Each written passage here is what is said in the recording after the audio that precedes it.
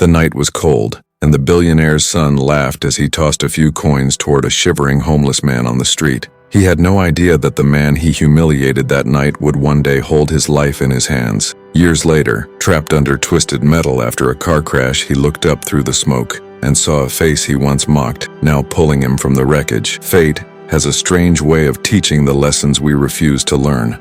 Ethan Cole was born into privilege. His father owned half the city's real estate, and his name opened doors that others could only dream of. He grew up believing the world revolved around him. The rich attended his parties, and people of lower status existed only to serve. It wasn't hatred he carried, it was ignorance, the kind that comes from never knowing struggle.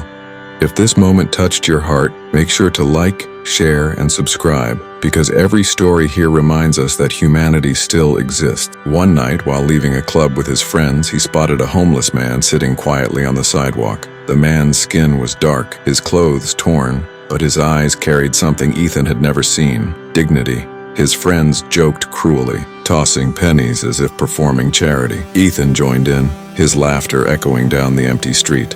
The man said nothing.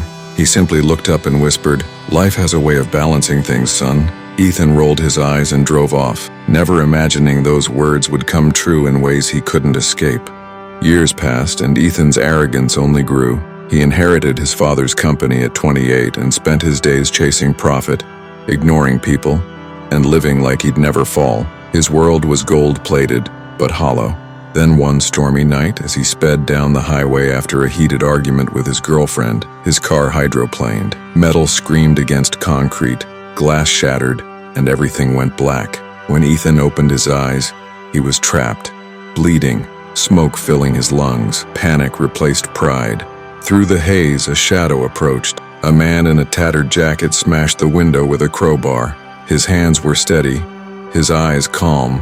As he pulled Ethan free, the light from the burning car illuminated his face. Ethan froze. It was him, the same homeless man from years ago. The man, whose name was Samuel, had lost everything long ago. He once worked in construction but was fired unjustly after being accused of theft, something he never did.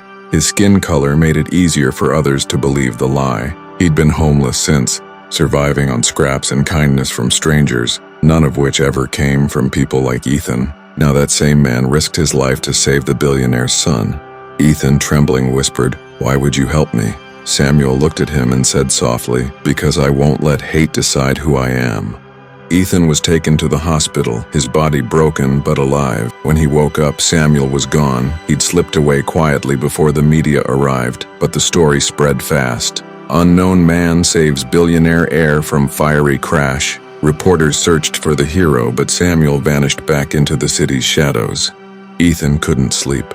Guilt haunted him like a storm. He sent people searching for Samuel, offering rewards, but no one found him. For the first time, he began to understand the weight of his own privilege. How many Samuels existed around him, unseen, unheard. Months later, during a charity event for the homeless, Ethan stood on stage and spoke publicly for the first time about that night.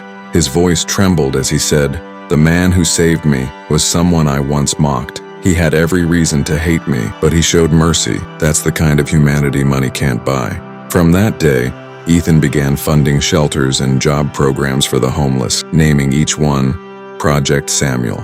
A year later, on a winter morning, Ethan walked through one of his new shelters. There, helping serve breakfast, was Samuel. His beard was shorter now, his hands steady, his smile humble. When their eyes met, neither spoke. Ethan simply stepped forward and hugged him. The room fell silent. Samuel whispered, "I told you, life has a way of balancing things." Ethan smiled through tears and replied, "This time, I'll keep it balanced." The two men sat together that morning, sharing coffee like old friends. No cameras, no reporters, just two souls who had learned what humanity really meant.